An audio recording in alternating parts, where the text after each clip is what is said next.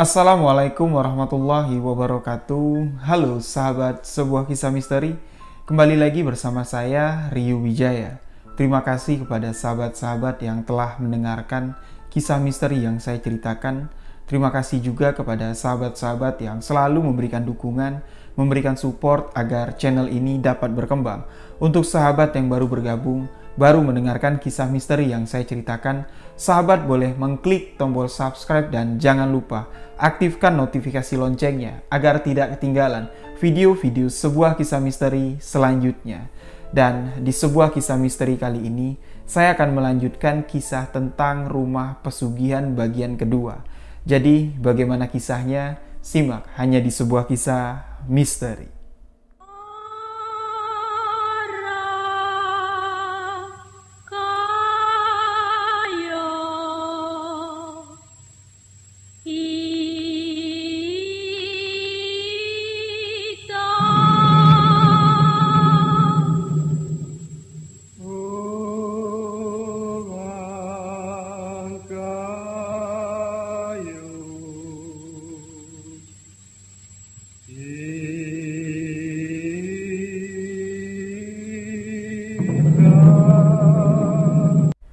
Setelah Bang Lutfi tahu tentang sejarah rumah yang ada di sebelahnya, rumah kosong tumbal pesugihan, keluarga Bang Lutfi ini mendapatkan teror yang lebih ekstrim lagi.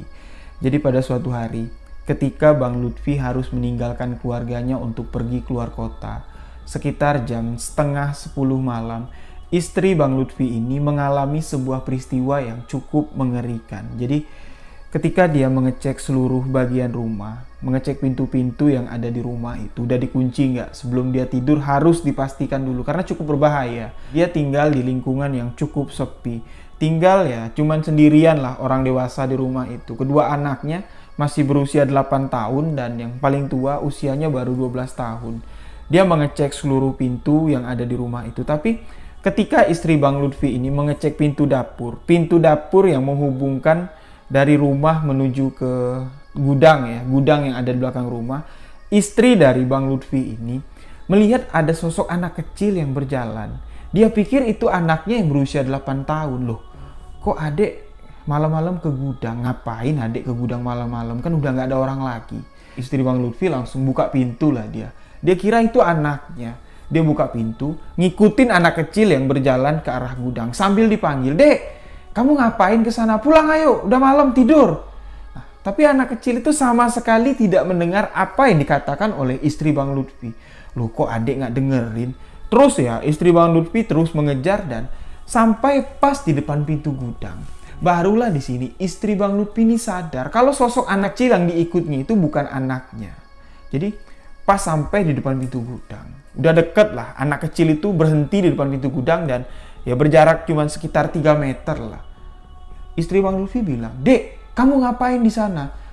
Ketika anak kecil itu melihat, menoleh ke arah belakang, istri Bang Lutfi kaget sekali kalau itu bukan anaknya. Tapi pas dari belakang ya, sosok itu mirip sekali dengan anaknya. Jadi istri Bang Lutfi mengatakan ketika anak kecil yang ada di hadapannya itu menghadap ke belakang, dia melihat leher anak kecil itu nunduk ke bawah seperti ini. Menunduk ke bawah, menoleh ke belakang. Nah, ketika dia menoleh ke belakang, anak kecil itu ya cuma berjarak 3 meter, berjalan mendekati istri dari Bang Lutfi ini yang berdiri ya terdiam, nggak bisa ngapa-ngapain. Anak kecil itu berjalan dengan leher yang menunduk seperti ini, berjalan pelan-pelan dan mulai berlahan mengangkat bagian lehernya. Nah, istri Bang Lutfi mengatakan ketika sudah dekat, jaraknya ya palingan 1,5 meter lah, anak kecil itu mengangkat lehernya dan bagian lehernya ini terlihat ada seperti bekas gorokan dan hampir putus. Lehernya itu hampir copot ke belakang dan istri Bang Lutfi pun ya teriak sangat kencang sekali, "Tolong, tolong!" Dan sosok itu menghilang. Nah, jadi setelah teriakan dari istri Bang Lutfi ini mengejutkan warga yang ada di sekitar, mereka pun ramai datang menghampiri istri Bang Lutfi yang ada di depan gudang. "Ya Mbak, kenapa Mbak? Kenapa Mbak? Tolong saya. Ada anak kecil yang lehernya hampir putus. Mana Mbak? Udah hilang. Tolong saya takut." Nah, jadi ya, 2 orang ya yang menghampirin istri Bang Lutfi ini Ayo mbak, masuk aja ke dalam, masuk. Masuklah, membawa istri Bang Lutfi masuk ke dalam rumah dan menenangkannya lah. Coba mbak ceritain, mbak tuh tadi ngapain? Malam-malam kok ada di luar rumah? Enggak. Jadi tadi saya sedang ngunci pintu. Pas saya mau ngunci pintu belakang ini, ya dari jendela tuh terlihat kok ada anak kecil berjalan menuju ke gudang. Saya pikir anak saya yang berusia 8 tahun. Karena dari belakang sosok itu mirip sekali dengan anak saya, ya otomatis lah. Saya kejar, saya panggil-panggil, "Dek, ngapain kamu ke gudang? Udah malam-malam, ayo masuk." Tapi sosok anak kecil ini nggak mendengarkan saya. Dia terus berjalan. Pas sampai di depan gudang, anak kecil itu berhenti, saya berhenti. Ya, saya bilang lah, "Ngapain kamu di situ? Udah malam, ayo masuk."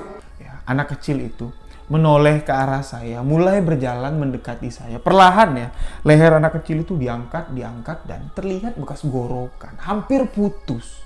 Ketika leher itu ya tegak seperti ini, tiba-tiba kepalanya itu menghadap ke belakang dan terlihat bekas gorokan. Lehernya itu hampir putus. Ya otomatis lah saya berteriak. Ketika saya berteriak, sosok itu menghilang. Menghilang nggak tahu kemana.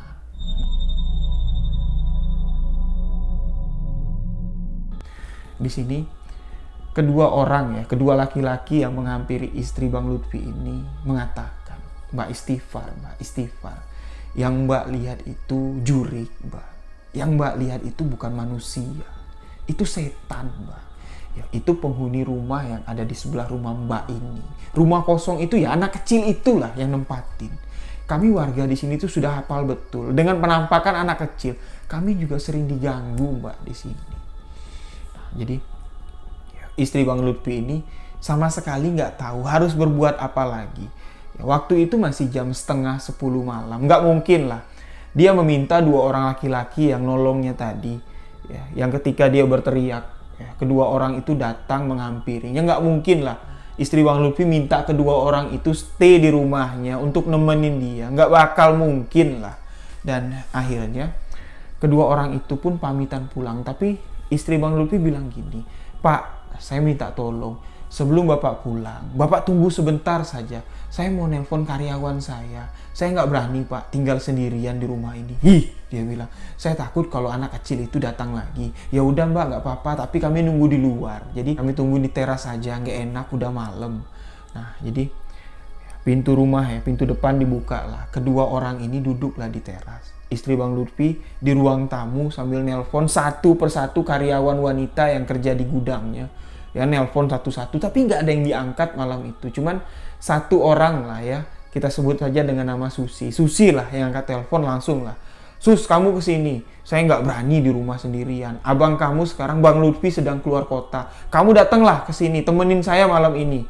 Yo, di sini Susi mendengar suara ya atau kalimat yang disampaikan oleh istri Bang Lutfi ini kalimat-kalimat cemas lah dengan nada suara cemas. Ya dia langsung datang lah karena rumahnya nggak terlalu jauh juga. Dia datang lah untuk menemani istri Bang Lutfi pada malam itu. Setelah Susi datang lah, istri Bang Lutfi ini terlihat sedikit agak tenang dan kedua orang yang membantunya tadi pun, kedua laki-laki ini pun berpamitan untuk pulang. Tapi Susi nggak tahu sebenarnya apa yang terjadi di rumah itu. Istri Bang Lutfi pun nggak mau bercerita. Takutnya gini, kalau diceritain malam itu juga, Susi bakalan nggak mau tidur di situ. Pasti dia minta pulang. Jadi sama sekali lah nggak diceritain sama istri Bang Lutfi. Tapi alhamdulillah malam itu tidak terjadi penampakan makhluk astral lagi. Pada keesokan harinya lah Susi ini baru diberitahu oleh istri Bang Lutfi bahwa tadi malam istri Bang Lutfi ini mengalami gangguan dari sosok makhluk astral. Sosok anak kecil yang mengerikan. Setelah Bang Lutfi pulang, barulah istrinya menceritakan semua. "Bang, aku minta lah sama kamu. Yo, kalau kamu pergi keluar kota, kami itu diajak. Aku udah nggak sanggup lagi, Bang. Tidur sendirian. Ya, kamu tinggal sendirian nemenin anak-anak di rumah ini. Aku udah nggak sanggup lagi, Bang. Tadi malam tuh jantungku mau copot. Abang pikir aja lah. Aku pikir adek yang keluar malam-malam menuju ke gudang. Tapi setelah aku kejar, setelah aku dekat dengan sosok anak kecil yang aku kira adek itu, dia menoleh ke hadapanku, Bang. Dia berjalan mendekatiku dengan leher yang hampir putus. Bang, ya, ketika jaraknya 1,5 meter denganku, Aku lihat lehernya tuh hampir putus, jongak ke atas gitu dengan luka yang menganga. Wih, dia bilang, mengerikan sekali bang, dia bilang. Lalu Bang Lutfi bilang, yo kamu tuh sadar, coba istighfar. Ya nggak mungkin lah, aku nggak percaya dengan apa yang kamu ceritain. Kalau abang nggak percaya, abang tanyalah sama 2 orang bapak-bapak yang datang ke sini mendengarkan aku teriak. Abang tanya sama dia, nggak mungkin aku teriak malam-malam bang, kalau nggak ada yang nakut-nakutin aku. Bang Lutfi sebenarnya tuh ya percaya ya dengan cerita yang disampaikan oleh istrinya. Tapi kalau dia harus membawa istrinya untuk pergi keluar kota tuh sangat tidak memungkinkan. Karena Bang Lutfi ini bukan pergi liburan. Dia pergi kerja. Lalu Bang Lutfi bilang, ya udah kalau kamu takut. Nanti ketika aku pergi keluar kota, kalau nggak adekku aku suruh nginep di sini, kamu pulanglah ke rumah bapak. Biar kamu tidur rame-rame di situ sama adik-adekku. Bang Lutfi pun di sini agak sedikit kesal lah. Di dalam hatinya dia ngomong lah ya, ngebatin lah dalam hatinya. Dia ngomong, sialan dia bilang. Kok anak istriku yang diganggu? Kalau kalian berani, kalau kalian memang ada tuh ganggu aku. Kenapa kalian nggak pernah nampakin wujud kalian sama aku? Karena Bang Lutfi ini orangnya nggak gampang percaya. Apalagi tentang hal-hal mistis. Dia tahu, dia mengerti dan dia sadar bahwa memang situasi tempat tinggalnya sekarang ini sedang diteror oleh makhluk gaib. Dia sadar, dia tahu. Tapi dia tuh cuman dongkol. Kok ya cuman istriku, cuman anakku yang kalian teror. Nih, aku nih, kalau kalian berani, tampakkan wujud kalian sama aku. Sampai-sampai Bang Lutfi menantang mereka. Tapi ya nggak tahu lah ya. Mungkin karena kepercayaan diri Bang Lutfi. Karena keyakinan Bang Lutfi ini tadi bahwa sosok-sosok itu adalah setan yang mengganggu. Jadi makhluk-makhluk astral itu nggak pernah ya menampakkan wujudnya kepada Bang Lutfi. Kecuali sosok bapak-bapak yang ngerokok di balkon lantai 2. Cuman itulah yang pernah dilihat oleh Bang Lutfi. Sosok anak kecil dengan leher yang putus tuh nggak pernah dilihat sama Bang Lutfi. Sosok wanita yang menggunakan pakaian serba hitam yang mengganggu istri Bang Lutfi kalau tidur sendirian malam-malam tuh nggak pernah dilihat sama Bang Lutfi. Nah, jadi karena kejadian ini sudah diceritakan sama Susi, otomatis Susi ini ngomong lah sama anak-anak gudang, sama anak-anak karyawan yang lain, ngomong gini, tahu nggak? Tadi malam istrinya Bang Lutfi itu diganggu sama anak kecil yang lehernya hampir putus. Dia nelpon aku malam-malam, dia minta aku datang ke sini nemenin dia, tapi dia nggak mau cerita. Baru pagi inilah dia cerita kalau tadi malam itu dia melihat ada sosok anak kecil yang berjalan keluar dari rumahnya menuju gudang kita ini. Ya, tempat kita kerja ini, pas sampai di depan pintu gudang, barulah dia sadar kalau sosok anak kecil itu bukan anaknya, melainkan dia bilang, Mbak bilang lehernya tuh hampir putus, dan Mbak juga bilang ya, anak kecil itu berjalan mendekatinya. Nah, heboh lah ya di gudang ya, cerita-cerita lah bahwa memang aku pernah dengar kalau rumah sebelah tuh angker, tapi aku nggak pernah lah ngalamin hal-hal seperti itu. Banyak lah karyawan-karyawan tuh cerita di gudang kalau mereka tuh pernah dengar lah keangkeran rumah kosong yang ada di sebelah itu. Nah, Bang Lutfi ini sadar situasi karyawannya, situasi anak gudang ini sudah panik lah ya mendengarkan cerita dari istrinya ini. Bang Lutfi pun nge-briefing mereka, ngumpulin mereka semua, ngomong gitu. Ya mungkin kalian sudah tahu lah ya, Susi sudah cerita semua kalau tadi malam istri saya tuh diteror oleh sosok makhluk gaib berbentuk anak kecil dengan leher yang hampir putus. Ya mungkin kalian tahu tentang cerita anak kecil itu karena kalian ini tinggal nggak terlalu jauh dari tempat ini, nggak terlalu jauh dari rumah yang ada di sebelah ini.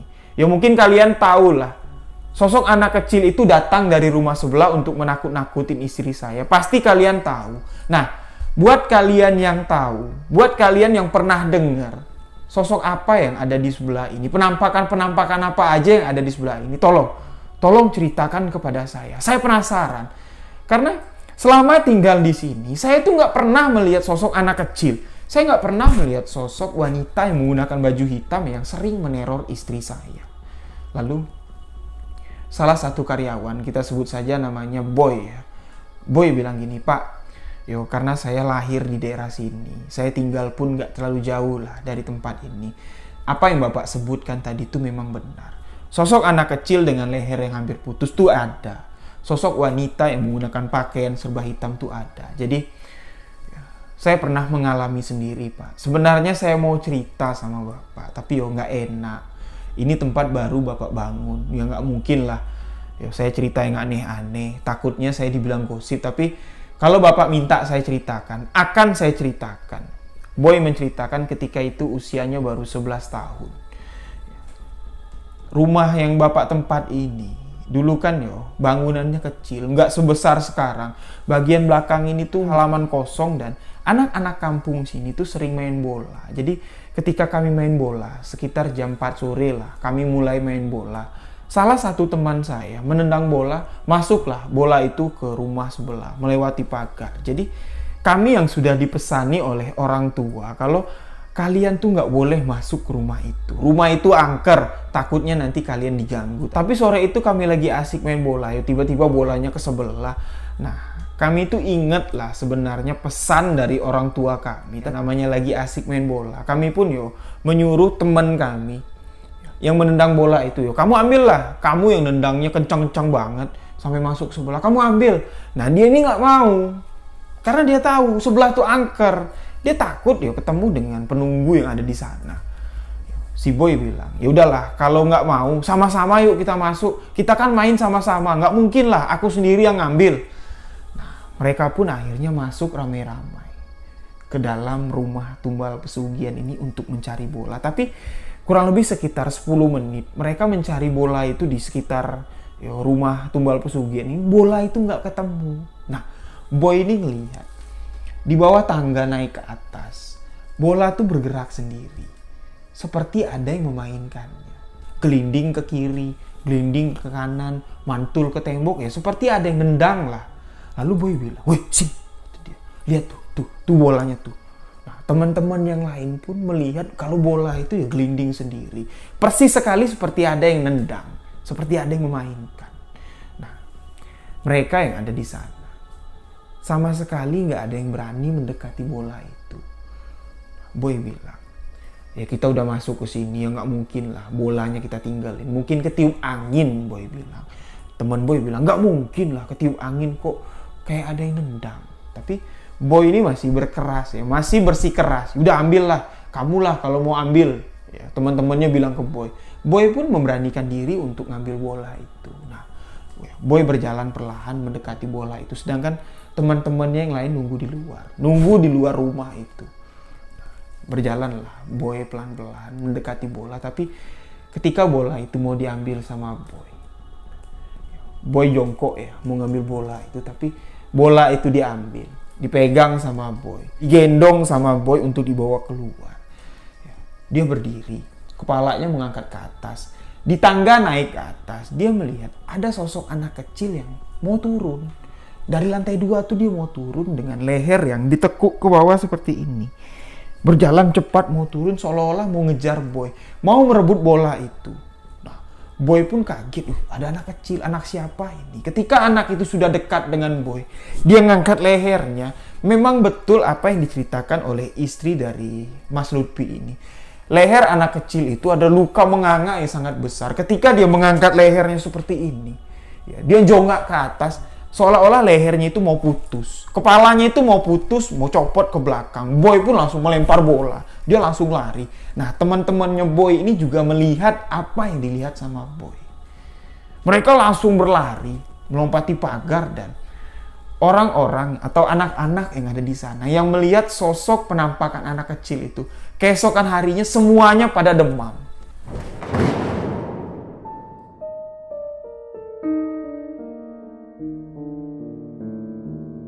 Dan Boy mengalami peristiwa yang cukup mengerikan lah. Selama 3 hari dialami sama Boy.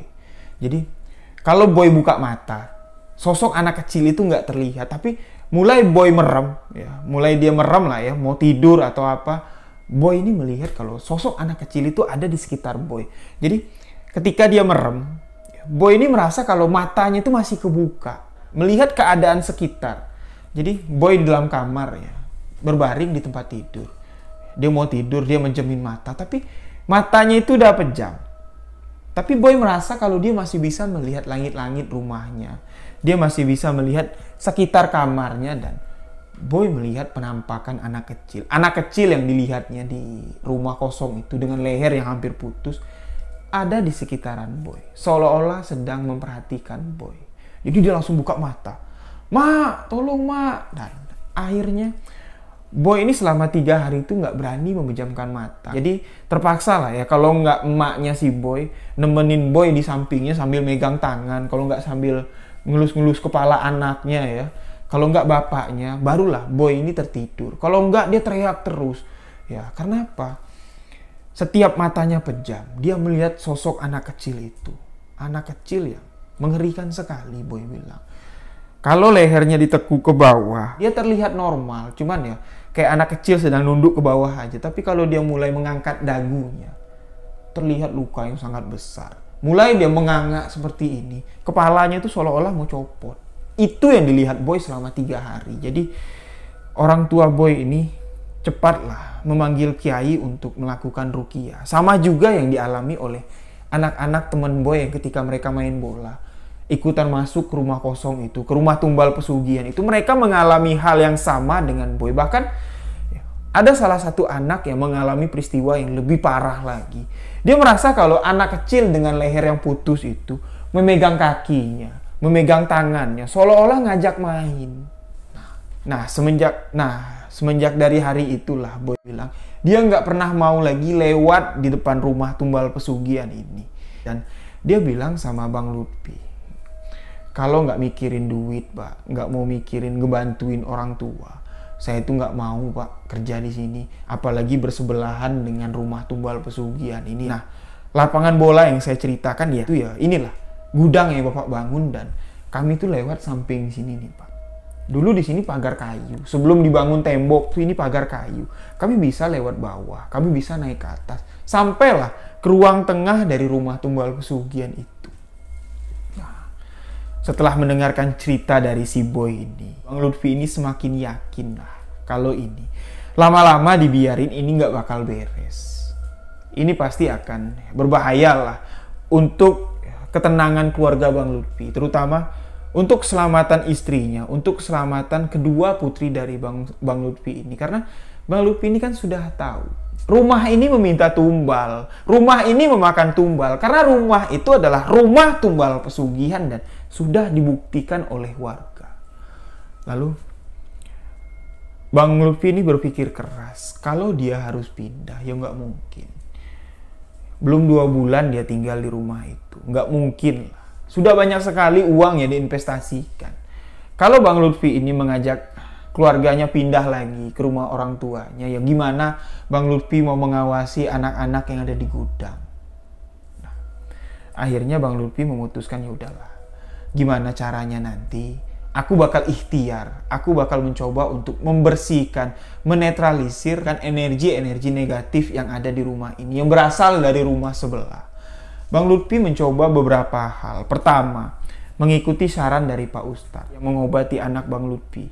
Ya, Pak Ustadz itu kan mengatakan, Bu ya diadakan yasinan, kalau nggak sebulan sekali, 2 bulan sekali. Bang Lutfi sudah bilang sama Pak Kiai, kami itu setiap hari Jumat yasinan, Pak.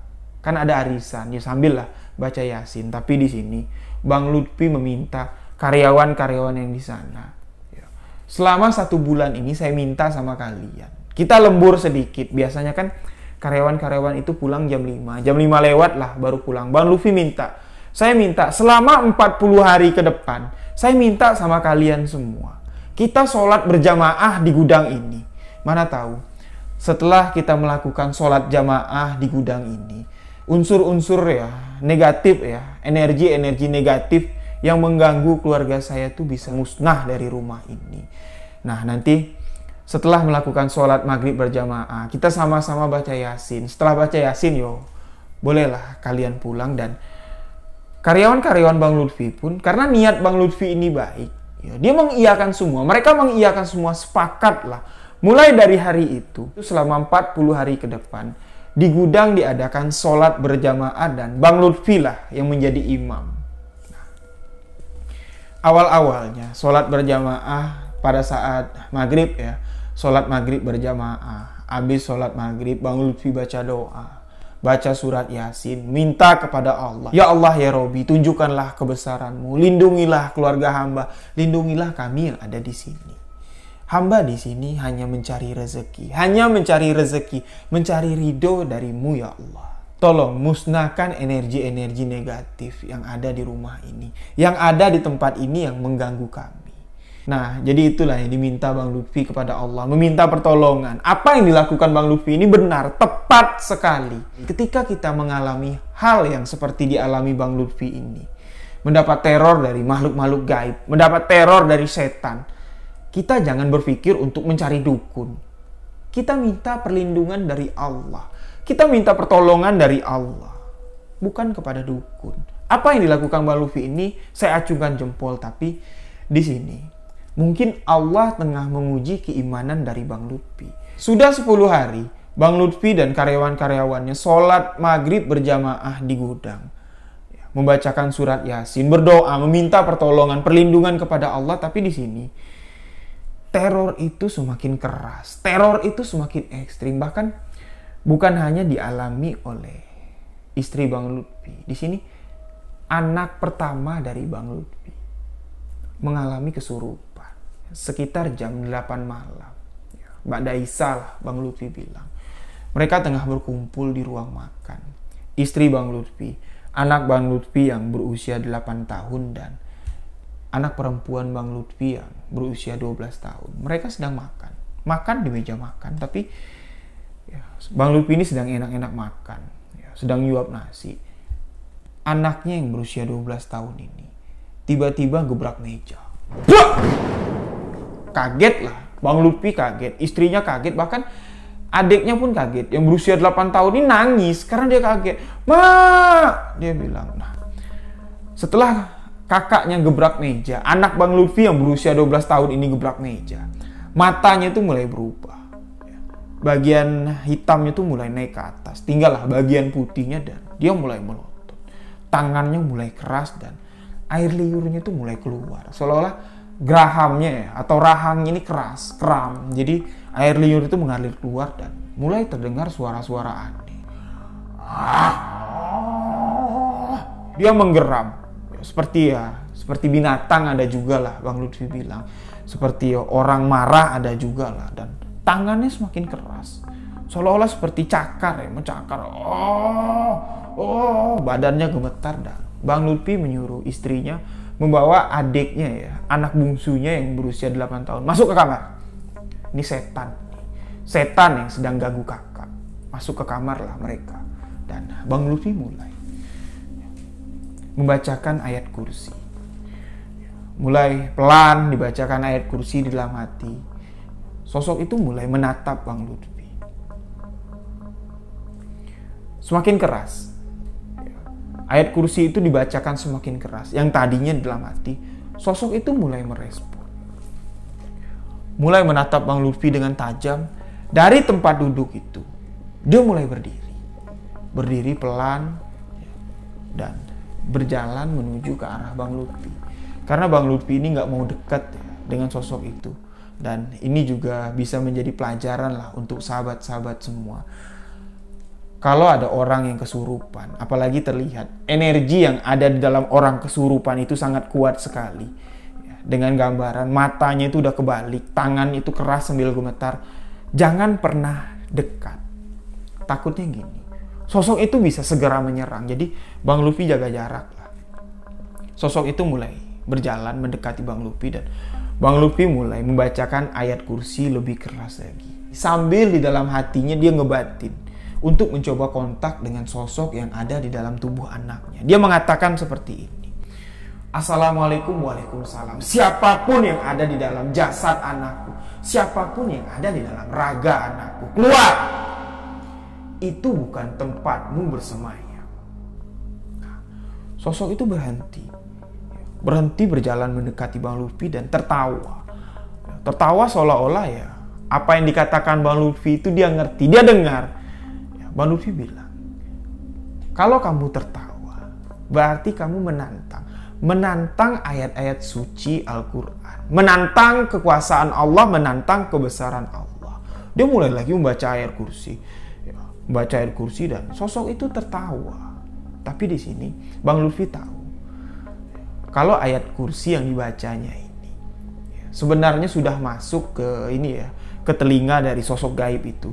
Dia tertawa itu merespon agar Bang Lutfi ini pecah konsentrasinya. Di sini Bang Lutfi bukan hanya membacakan ayat kursi, dia mulai membacakan ayat 1000 dinar. Dia mulai membacakan ayat-ayat yang dia tahu, ayat-ayat ruqyah yang sedikit dihafal oleh Bang Lutfi, dan sosok itu mulai menggeram. Seolah-olah ingin berubah wujud seperti binatang lah. Mulai ke lantai dia. Nah, di situ Bang Lutfi takut. Takutnya gini, kalau anak Bang Lutfi ini bertingkah seperti binatang, pasti dia akan brutal. Takutnya kalau kepala dari anak Bang Lutfi ini terbentur. Nah, dia menghentikan ayat ruqyah itu. Dia ngomong baik-baik dengan sosok itu. Kembali dia bilang, Assalamualaikum, waalaikumsalam. Saya minta dengan kamu, kalau kamu memang benar jin yang ada di rumah sebelah, pergilah. Pergi ke dunia kamu. Ini bukan tempat kamu. Kalau kamu ingin menantang saya, lawan saya, jangan sakiti putri saya. Dan sosok itu seperti mengerti apa yang dikatakan Bang Lutfi. Sosok itu pun menghilang. Anak Bang Lutfi pun sadar. Dan setelah anaknya sadar, beliau pun tahu apa yang harus dilakukannya. Dia bilang sama istrinya, Bu, kamu tunggu di sini sebentar. Saya sudah telepon Irma untuk datang ke sini nemenin kamu. Saya mau pergi. Jadi Bang Lutfi pergilah dari rumah itu, dan nggak lama kemudian Mbak Irma pun datang untuk menemani istri dari Bang Lutfi, menemani anak-anaknya ini. Bang Lutfi pergi ke rumah salah seorang kiai. Bukan kiai yang menolong anak Bang Lutfi ketika demam itu, bukan. Kiai yang ditemui Bang Lutfi ini adalah gurunya. Guru Bang Lutfi ngaji lah. Ya, jadi dia pergi ke rumah gurunya pada malam itu, dan dia bilang sama gurunya, Pak Kiai, saya sudah menantang makhluk gaib. Saya takutnya makhluk itu akan datang untuk menantang saya lagi. Jadi Pak Kiai bilang, kalau kamu yakin dengan apa yang kamu lakukan, jangan takut. Kamu takut dengan jin, kamu takut dengan iblis, berarti kamu takut dengan setan. Jangan mau diperbudak dengan setan. Kamu menantang sosok itu, kamu nggak salah. Dia yang salah. Nggak seharusnya dia masuk mengganggu anak kamu. Lawan. Jadi Bang Lutfi mengatakan, dia mendapat rompi. Ya. Rompi yang diberikan oleh gurunya ini, Pak Kiai itu. Rompinya itu bukan rompi kulit, ya, rompi putih. Dari kain putih. Nggak tahulah kain apa Bang Lutfi bilang, tapi seluruh bagian rompi itu penuh dengan rajahan. Rajahan yang digunakan untuk menulis di rompi itu Quran gundul, tulisan Arab yang nggak ada nggak ada garisnya. Bang Lutfi nggak bisa baca karena pengajian dia belum sampai ke situ, dan Pak Ustadz tuh bilang, gurunya bilang, kamu pakai ini, insya Allah dengan rompi ini jin, setan, iblis nggak bakal bisa menyentuh jasad kamu. Kamu pakai ini kalau kamu takut diri kamu diganggu oleh makhluk-makhluk tersebut. Lalu Bang Lutfi pun berpamitan pulang. Jadi dari rumah Pak Kiai itu sudah dia pakai lah. Rompinya dipakai, baru pakai baju kaos, baru dia pakai jaket, naik motor lah dia pulang ke rumahnya. Dan ketika sampai di rumah, istri Bang Lutfi ini udah ketakutan lah sama Mbak Irma. Bang, gimana Bang? Kamu dari mana sih? Ya, istrinya bilang, enggak, aku dari rumah Pak Kiai. Terus apa kata Pak Kiai? Ya, istri Bang Lutfi bilang, ya alhamdulillah Pak Kiai nitipin aku rompi. Insya Allah kalau aku pakai rompi ini, sosok-sosok gaib itu tidak akan berani mengganggu aku lagi. Dan Mbak Irma pun di sini senang, istri Bang Lutfi pun senang, dan keadaan anak Bang Lutfi yang kesurupan tadi ini pun sudah mulai membaik. Dia mulai bisa ngomong, dia nanya, ayah dari mana? Adik takut. Jadi dia cerita. Pas dia lagi makan, dia melihat sekelibat ada seperti kilas cahaya merah. Kilas cahaya merah, dan dia tuh udah nggak bisa sadarkan diri lagi. Ya itulah, kilasan cahaya merah itulah kilasan dari sosok, ya, perwujudan dari makhluk gaib yang masuk ke dalam tubuh anak Bang Lutfi ini. Terus masuk gitu, ya, dia nggak bakal bisa sadarkan diri. Jadi itulah proses orang kesurupan itu, kurang lebih seperti itu. Kalau kilat cahaya merah berarti sosok itu keras, sosok itu pasti berbahaya sekali. Tapi kalau kilat cahaya putih itu adalah ruh atau arwah. lah. Itu biasanya cuma kesurupan biasa aja lah, nggak bakal membahayakan diri kita. Nah, jadi Bang Lutfi ini sudah semakin geram. Dia bertanya lah kepada istrinya, "Dek, keadaan tempat tinggal kita sekarang ini tuh udah semakin parah. Saya takut anak-anak kita nih mentalnya kena. Kamu juga, ya saya khawatirkan. Kamu ketakutan terus tinggal di sini. Saya tinggal sebentar aja kamu nggak mau kalau nggak ada yang nemenin. Gimana kalau kita pindah aja dari sini?" "Pindah gimana?" Istri Bang Lutfi nanya. "Ya kita kosongin lah tempat ini. Ya terus gudang gimana? Pegawai-pegawai kita gimana? Ya masa kita mau sewa tempat lagi ya?" Dia bilang. "Nggak mungkin lah. Mana lagi duitnya? Ini aja baru berjalan berapa hari," dia bilang. Tapi Bang Lutfi bilang, "Demi kebaikan kalian. Ya, tapi kalau kamu merasa masih sanggup untuk bertahan, yuk kita bertahan. Ya paling nggak kalau kamu takut, ya, kamu pulang ke rumah bapak. Di rumah bapak kan ada adik-adik, ada Irma juga di sana." Istri Bang Lutfi bilang, "Ya udah nggak apa-apa. Aku pulang aja lah ke rumah bapak. Sementara sebelum rumah kita ini bisa steril." Dan pada malam itu juga, ya, istri Bang Lutfi dengan kedua anaknya pergi kembali ke rumah bapak Bang Lutfi bersama Mbak Irma. Tinggallah di sana untuk sementara. Karena dia udah nggak sanggup lagi dengan teror-teror yang dialami oleh keluarga kecilnya. Lalu malam itu pun Bang Lutfi tidur sendirian di rumah. Nah, karena pesan dari Pak Kiai, guru dari Bang Lutfi ini mengatakan, rompi itu kamu pakai terus kalau kamu takut. Kamu buka kalau kamu mau ke WC, mau buang air kecil, mau buang air besar, mau mandi, kamu buka. Tapi kalau enggak, kamu pakai terus. Selagi kamu takut, kamu pakai. Jangan lupa, sebelum memakai rompi itu harus ada wudhu. Tapi kalau rompi itu sudah kepake, ya wudhu kamu batal, ya nggak perlu kamu wudhu lagi kalau kamu lagi repot. Nah, malam itu Bang Lutfi pun pakai rompi, dia tidur. Matikan semua lampu dan Bang Lutfi tidur di kamar. Memang pada malam itu dia mendengar suara-suara aneh. Seperti ada orang masak di dapur, dia dengar. Seperti ada ya, seperti langkah anak kecil lah, berlarian di ruang tengah, ya, ke depan, ke belakang. Tapi Bang Lutfi acuhkan semua. Di dalam hatinya cuman berkata, "Setan, pergi kamu dari sini setan. Aku nggak bakal takut. Tunjukin wujud kalian, nggak bakal aku takut." Ya, memang malam itu ya Bang Lutfi udah kesal sekali. Ditantangnya memang, dia nantang. Kalau memang kalian ada, mumpung aku di rumah sendirian, datanglah. Tapi sosok itu nggak ada yang datang. Itulah yang bikin Bang Lutfi ini kesal. Seolah-olah sosok itu takut, nggak mau dibacain ayat-ayat dari Bang Lutfi ini. Nah, Bang Lutfi pun tidur. Ternyata di bawah alam sadar lah, baru sosok itu berani mengganggu Bang Lutfi. Pada malam itu, dia mimpi aneh sekali. Mimpi ngeri sekali lah dia bilang. Di dalam mimpinya, dia melihat ada sosok tinggi besar, hampir mirip dengan genderuwo lah dia bilang. Datang masuk ke kamar, tiba-tiba memegang tangan Bang Lutfi yang sedang tertidur. Diseret lah tubuh Bang Lutfi ini sampai masuk ke rumah tumbal pesugihan. Ke ruang tengah rumah tumbal pesugihan itu, Bang Lutfi diseret terus. Dalam keadaan masih baring nih, Bang Lutfi diseret terus dan ketika sampai di rumah tumbal pesugihan itu, sosok tinggi besar yang mirip genderuwo ini seolah-olah ingin menunjukkan sesuatu. Bang Lutfi yang diseretnya sambil berbaring. Setelah tangan Bang Lutfi ini dilepas oleh sosok ya genderuwo lah ya kita bilang, dilepas sama genderuwo itu, dia baru bisa berdiri. Nah, disitulah Bang Lutfi melihat banyak sekali tiang-tiang seperti tiang pancang di ruangan itu. Di setiap tiang itu ada seperti orang yang terikat, tangannya ke belakang dan orang itu terlihat sangat menderita sekali. Terlihat dari wajah-wajah orang itu ya menyedihkan sekali. Ada sekitar 15 orang yang terikat di rumah itu, terikat di tiang pancang itu. Bang Lutfi memperhatikan wajahnya satu persatu. Ya, ada wanita, ada anak kecil, ada orang tua, ada remaja. Wajahnya itu nunduk semua, seperti orang yang sangat kesedihan. Dan Bang Lutfi melihat seorang wanita.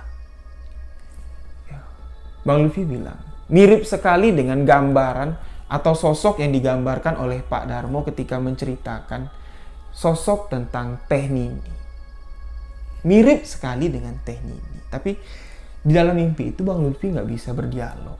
Sebenarnya Bang Lutfi ini ingin menyapa Teh Nini, ingin memanggil nama Teh Nini, tapi dia nggak bisa.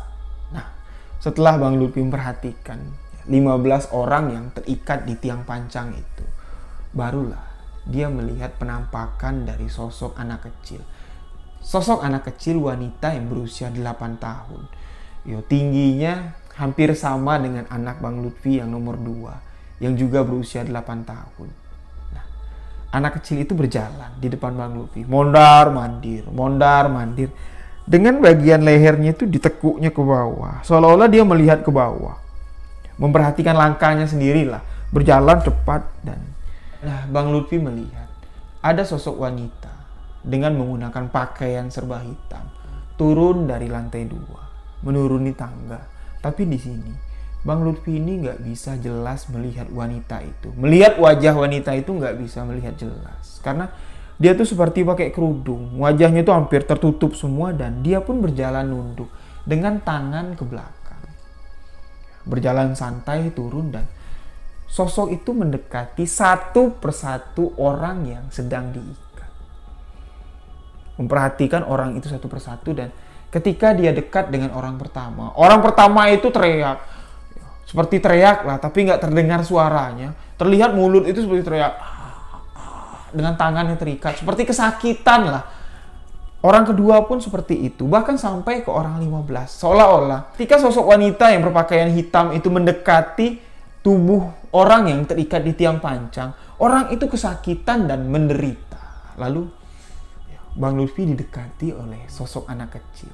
Anak kecil yang wajahnya belum terlihat ya, karena dia masih menunduk. Berhadapan dengan Bang Lutfi yang cuman bisa berdiri, memperhatikan sekitar, dan anak kecil itu mulai mengangkat dagunya. Dengan tangannya, diangkat dagunya seperti ini.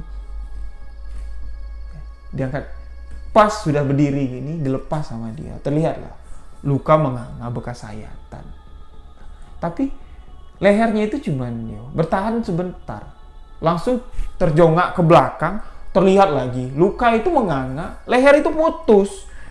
Hampir putus, cuman ada kulit dikit lah ya. Seperti tergontel-gontel ya. Kalau kami orang Jambi bilang, hampir putus, tergoel-goel lah. Kepalanya itu geleng-geleng ke belakang gini, dan Bang Lutfi pun sadar dari mimpinya. Dia tahu, karena sosok itu tidak berani mendekati Bang Lutfi, karena dia memakai rompi. Di alam bawah sadar, Bang Lutfi ini diganggu oleh sosok itu, diteror oleh sosok itu. Tapi menurut Bang Lutfi, mimpinya ini menggambarkan apa yang sebenarnya terjadi di sebelah. Mimpi ini adalah jawaban dari pertanyaan Bang Lutfi selama ini. Benar nggak kisah rumah tumbal pesugihan yang ada di sebelah itu benar nggak? Benar nggak kisah yang diceritakan oleh warga di sekitar ini benar apa enggak? Dan ternyata memang benar. Bang Lutfi melihat semua.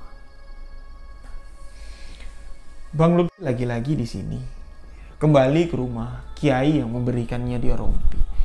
Ke rumah gurunya lah ya, ketika pagi harinya. Bang Lutfi kembali ke sana, menceritakan semua apa yang terjadi. Nah, Pak Guru dari Bang Lutfi ini ngomong gitu, Pi, mungkin jalan yang terbaik untuk kamu meninggalkan rumah itu. Satu-satunya jalan kamu harus pindah.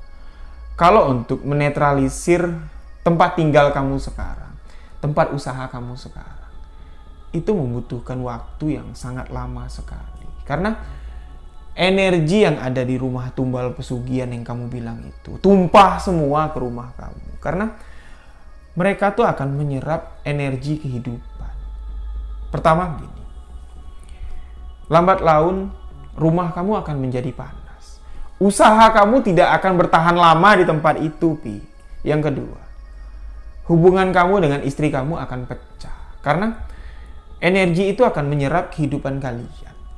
Rumah tangga kalian akan hancur. Dan ketiga, yang paling saya takutkan, sosok wanita yang kamu ceritakan itu sedang mengincar anak kamu untuk menjadi tumbal. Pak Kiai mengatakan seperti itu. Kalau kamu minta saya untuk membersihkan tempat itu, insya Allah, atas izin Allah, semua akan bisa terkabul. Kun fayakun. Dari hati, meminta kepada Allah.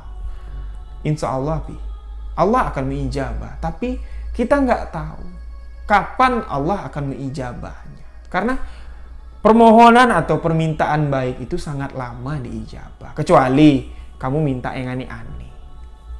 Cepatlah diijabah. Jadi untuk kebaikan kamu pindahlah. Nggak baik juga kamu tinggal di sebelah rumah kosong, apalagi rumah kosong itu menyimpan banyak sekali misteri. Dan karena ini yang ngomong adalah guru spiritual dari Bang Lutfi, guru agamanya, pembimbing dari Bang Lutfi. Dia nggak bisa ngomong enggak. Iyalah, insya Allah Pak Ustadz, sesegera mungkin saya akan pindah. Memang berat, ini adalah cobaan untuk kamu. Allah tengah menguji keimanan kamu. Kamu yakin nggak dengan kebesaran Allah? Kamu nggak usah pikirkan modal yang sudah kamu tanamkan. Rumah itu kamu jual daripada kamu pegang sendiri. Kalau di tangan kamu itu nggak baik, ya mungkin.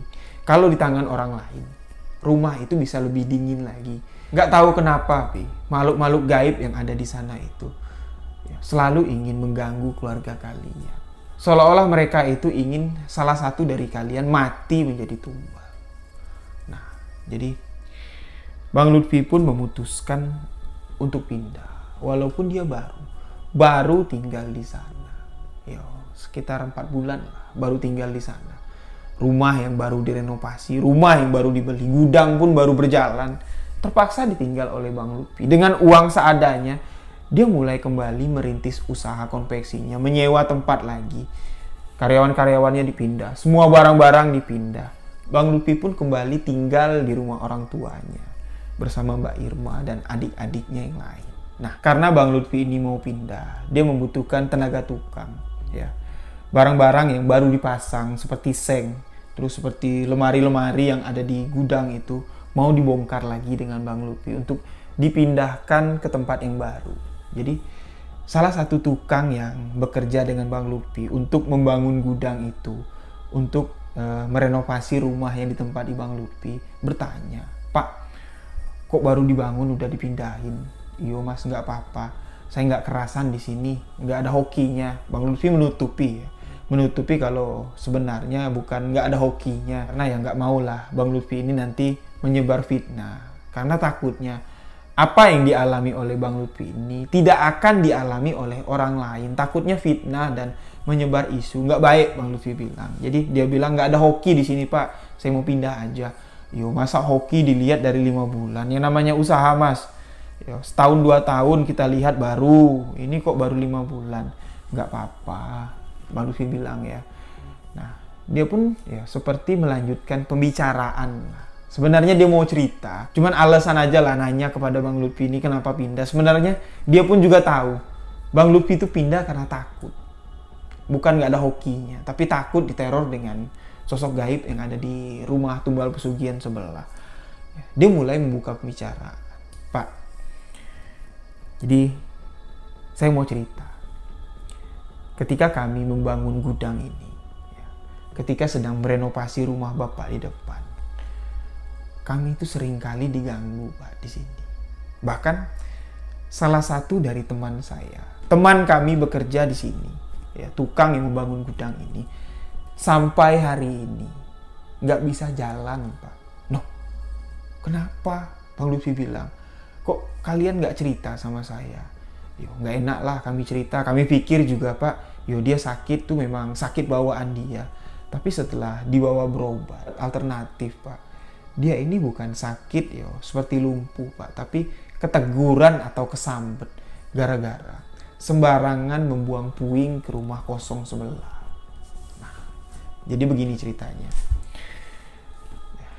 Salah satu tukang yang bekerja di tempat Bang Lutfi untuk membangun gudang ini, orangnya memang ceroboh. Jadi banyak sekitar 5 orang lah tukang yang mengerjakan gudang itu, karena gudangnya lumayan besar dan Bang Lutfi juga ngejar target gudang itu cepat selesai. Jadi dipekerjakanlah orang yang cukup banyak biar cepat selesai. Nah, ketika membongkar rumah ya, ketika membongkar rumah yang untuk direnovasi ini kan jelas puing-puingnya banyak. Tukang ini berpikir, kalau ditumpuk di sini bakal menghambat pekerjaannya. Buang aja lah ke rumah sebelah. Rumah sebelah juga kosong, halamannya luas. Kalau cuman buang puing-puing seperti ini, nggak bakal menuhin halaman belakang rumahnya lah, dia bilang. Jadi puing-puing seperti bekas genteng, bekas papan yang udah nggak bagus lagi, itu dikumpulin, dibuang lah ke sana sama orang yang sakit ini. Kita sebut sajalah dengan nama Ujang. Dibuang lah sama Pak Ujang ini. Dibuang sama dia. Lalu ada sampah-sampah lagi. Dibuang lagi sama Pak Ujang ke sana.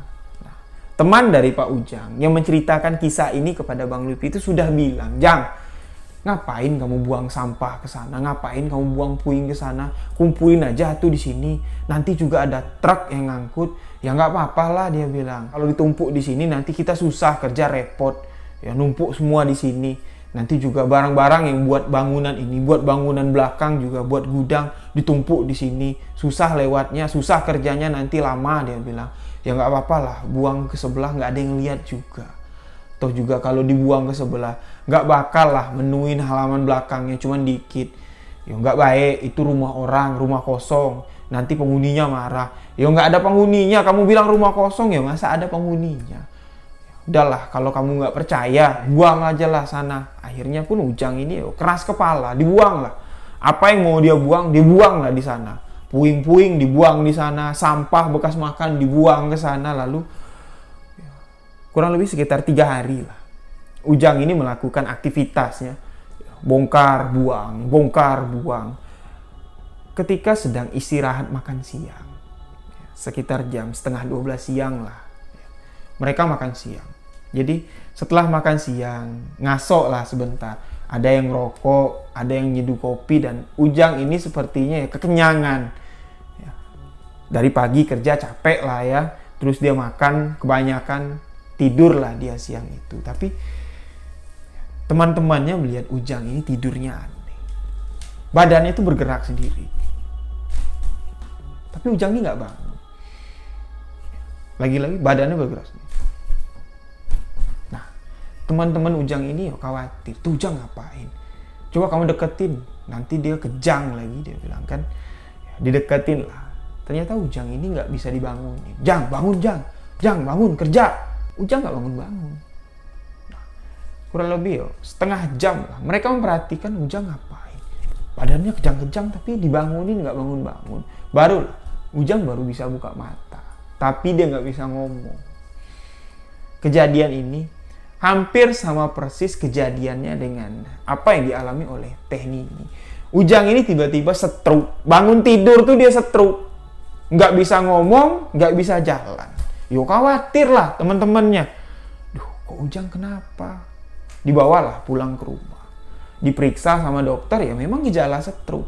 Kakinya ini udah nggak bisa bergerak lagi. Dia nggak bisa ngomong. Cuman bisa apa? Netesin air mata. Karena kejadian ini nggak ada kejanggalan. Ujang ini nggak kesurupan, nggak ngalamin hal-hal aneh lah. Teman-temannya berpikir kalau Ujang ini memang punya penyakit darah tinggi. Jadi tiba-tiba dia kena serangan stroke. Lalu kejadian ini pun nggak diceritain sama Bang Lutfi. Nah, setelah 3 hari pengobatan medis dilakukan oleh Ujang dan keluarganya, Ujang ini nggak baik-baik, nggak sembuh-sembuh. Lalu keluarga Ujang ini mencoba untuk berikhtiar berobat alternatif. Dan orang pinter bukan ke ustadz orang ini bilang. Orang pintar itu bilang kalau Ujang ini keteguran, kesambet gara-gara kelakuannya sendiri. Sosok itu nggak terima kalau Ujang ini mengotori tempatnya. Ujang mendapatkan balasannya.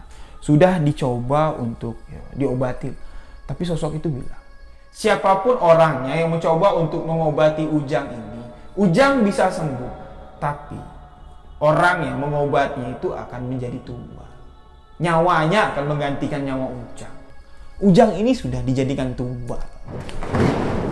Jadi Bang Lutfi bilang, sekarang gimana keadaan Ujang? Sekarang makin parah. Dan Bang Lutfi bilang, antar saya ke sana. Karena Ujang bekerja untuk saya. Saya harus tanggung jawab. Kalian kenapa nggak cerita dengan saya? Lalu Bang Lutfi melihat memang keadaan Ujang ini ya sangat menyedihkan. Dari dia kena penyakit stroke atau teguran ini hampir 5 bulan. Makan itu cuman makan bubur cair. Disendokin ke mulutnya baru dia minum. Ditelan sama dia. Nah, Bang Lutfi bilang, ini uang untuk beli obat Ujang dan insya Allah saya akan datang lagi ke sini. Saya akan bawa guru saya untuk melihat keadaan Ujang.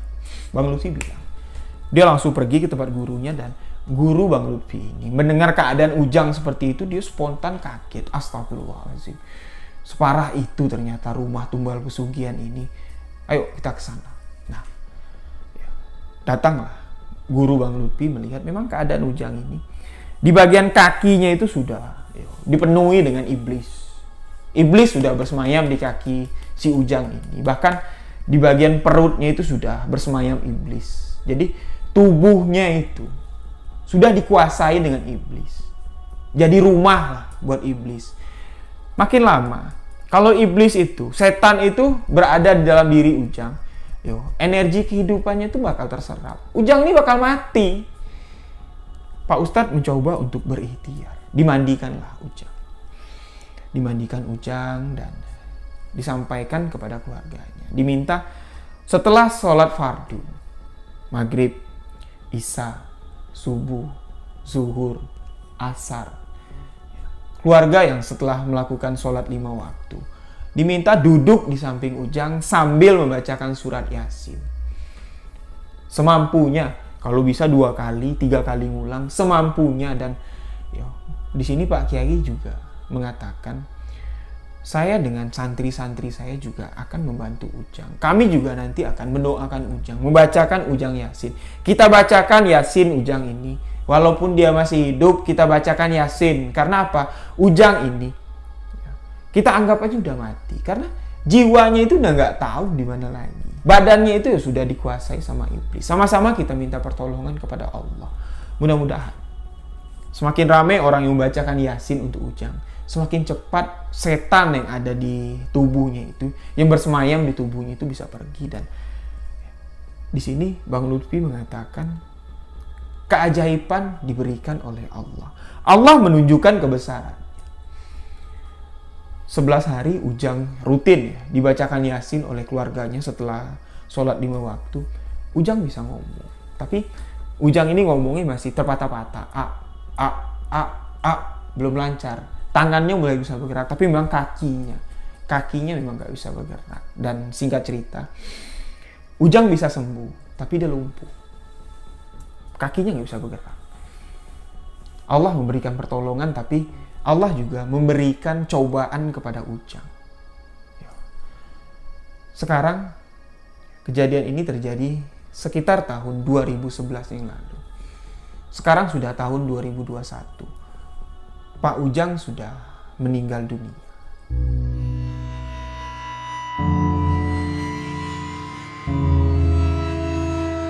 Setelah Bang Lutfi selesai beberes, dia pun pindah dari tempat itu. Meninggalkan tempat yang baru dibelinya. Yang baru direnovasi, baru dibangun gudang. Bang Lutfi harus meninggalkan tempat itu. Karena tidak baik untuk keluarganya, tidak baik juga untuk usahanya. Mungkin inilah jalan terbaik. Memang apa yang dikatakan Pak Ustadz itu benar. Allah sedang memberikan cobaan untuk Bang Lutfi. Ya. Karena modal yang sudah ditanamkan Bang Lutfi ini besar lah ya. Beli tanah, bangun gudang. Boro-boro ya bisa balik modal. Baru 5 bulan dia menempati tempat itu, dia harus pindah. Harus keluar modal lagi. Bang Lutfi menceritakan di sini. Belum setahun dia pindah. Allah menunjukkan lagi kuasanya. Memberikan rezeki yang berlimpah kepada keluarga Bang Lutfi. Bang Lutfi ini konveksinya dikontrak oleh salah satu brand. Brand yang cukup ternama lah. Yang nggak bisa saya sebutkan namanya. Memesan untuk bikin produk di sana dengan kuantiti yang sangat besar. Dengan jumlah yang sangat besar. Dan kontrak ini berjalan 5 tahun. Setelah 5 tahun berjalan, karena produksi Bang Lutfi ini bagus. Kontrak ini nambah lagi 5 tahun, bahkan sampai di tahun 2021. Kisah ini saya bagikan kepada sahabat-sahabat. Kontrak itu masih berjalan dan konveksi dari Bang Lutfi sekarang sudah berkembang sangat besar sekali. Nah, jadi kisah di balik cerita Bang Lutfi ini syarat akan makna. Pertama, keimanan Bang Lutfi diuji dengan godaan setan, gangguan-gangguan iblis. Tergoda nggak? Takut nggak dia dengan iblis? Ternyata Bang Lutfi ini nggak takut. Malah dia tantang. Karena dia menantang iblis. Karena dia yakin Allah akan melindungi Bang Lutfi. Iblis-iblis itu, setan-setan pesugihan itu nggak berani menampakkan diri kepada Bang Lutfi. Tapi istri Bang Lutfi yang diteror. Kedua anak Bang Lutfi yang diteror. Nah, yang kedua, Allah menguji keyakinan Bang Lutfi tentang rezeki. Ketika Bang Lutfi pada saat itu telah menggelontorkan dana yang cukup besar, berinvestasi untuk mengembangkan usahanya, Allah memberikan cobaan. Dia harus pindah. Kalau nggak pindah ya, anak istrinya akan diteror terus dengan makhluk gaib ini. Bang Lutfi lebih mementingkan anak dan istrinya, lebih mementingkan keluarganya. Dia pindah. Dia nggak mikirin, duitnya sudah keluar banyak. Ya. Bahkan Bang Lutfi bilang, sampai sekarang, tanah yang dibelinya di samping rumah pesugihan itu masih ada. Nggak laku-laku dijual. Karena orang nggak ada yang mau beli. Tapi alhamdulillah, belum setahun dia mengalami cobaan ini. Allah menguji keimanan Bang Lutfi. Rezeki yang sangat besar diberikan oleh Allah. Bang Lutfi mendapatkan kontrak yang nggak pernah dibayangkan oleh Bang Lutfi. Yang biasanya yang mesen pakaian ya, karena ini konveksi. Yang mesen pakaian sama Bang Lutfi itu ya palingan ya dikit lah jumlahnya. Tapi ini ya jumlah yang sangat besar sekali. Pekerjaannya sangat besar sekali. Proyek yang sangat besar. Jadi, di dalam sebuah cobaan, ketika kita ingat, ini ujian dari Allah. Kita jalankan cobaan itu berdasarkan Allah Subhanahu wa Ta'ala. Kita ikhlas menjalankannya. Allah menyiapkan sesuatu yang indah, sesuatu yang sangat besar untuk kita semua. Demikian sebuah kisah misteri yang saya ceritakan kali ini. Terima kasih untuk sahabat-sahabat yang telah mendengarkan. Mohon maaf jika ada salah-salah kata, salah-salah kalimat dalam penyampaian sebuah kisah misteri yang saya ceritakan. Untuk sahabat-sahabat semua yang memiliki kisah seperti kisah yang saya ceritakan ini, kisah pengalaman pribadi sahabat-sahabat semua atau pengalaman dari orang-orang terdekat sahabat semua, sahabat boleh kirimkan ke alamat email sebuahkisahmisteri@gmail.com dan jangan lupa follow akun Instagram saya, Rio.Wijaya. Insya Allah, saya akan sering update di Instagram dan sering live di Instagram untuk menyapa sahabat-sahabat semua. Saya Rio Wijaya mengucapkan wabillahi taufik walhidayah. Wassalamualaikum warahmatullahi wabarakatuh. Salam sebuah kisah misteri.